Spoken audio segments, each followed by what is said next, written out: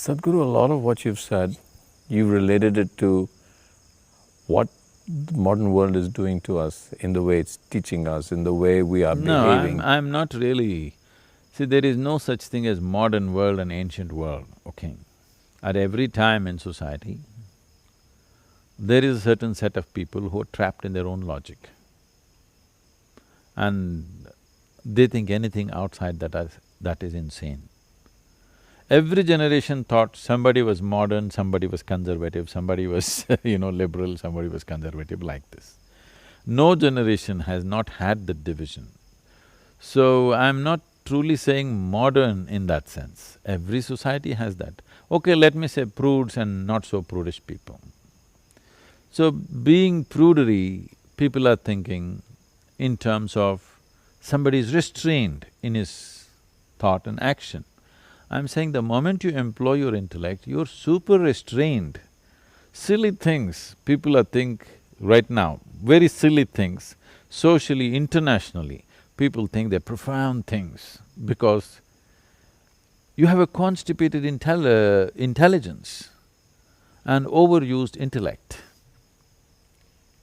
When we say intelligence, now this little plant which produces a fragrant flower, you're discounting that intelligence. There is more intelligence in the air around you than in your brains. Yes, there is more memory in the air around you than in your brains. There's more memory in the epithelial cell of your body than in your brain. This is a fact. So, the question I was going to ask was, I wasn't born to be trapped by my intellect. Because it's a tough question for me. It's like what you're saying is you're trapped by intellect, and I agree with you because a large part of our questions to ourselves is just, circles within the mind. The mind asks, the mind answers, the mind doubts, the mind asks, the mind answers. I wasn't born like that. And what you're saying, are you saying that is not the natural way to be? And if it's not the natural way to be, why did I become like that? Because there is no such thing as human nature. Being a human being means it's a flux. For all other creatures on this planet, nature has drawn two lines. Within that band, they must live. For a human being, only one line, the bottom line, there is no top line. So there's no description of what is a proper human being. There's no definition like that. Everybody thinks everybody else is wrong, isn't it? Yeah. Because there is no definition that this is what a good human being is. People are always trying to arrive at it.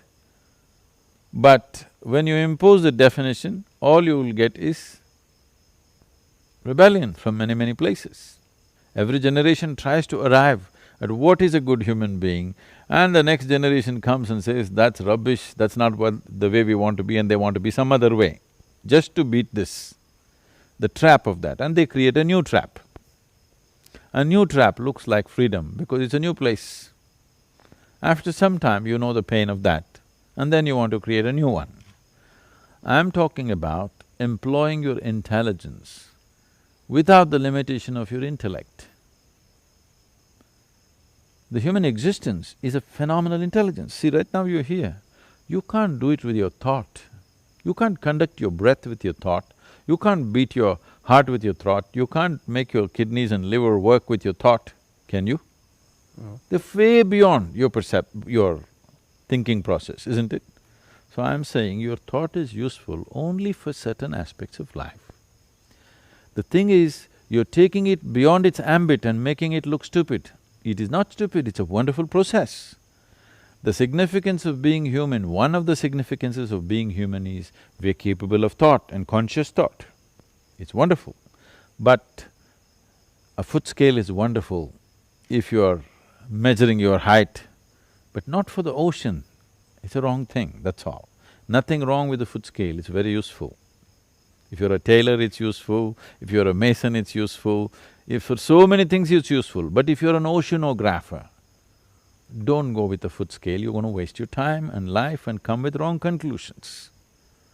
You're trying to use your intellect beyond its ambit, that's all. So, you will end up coming to conclusions. Rather than perceiving, you are arriving at conclusions and thinking that is true. Whatever conclusions you make have nothing to do with reality. You are making conclusions with the limited data of information that you have gathered.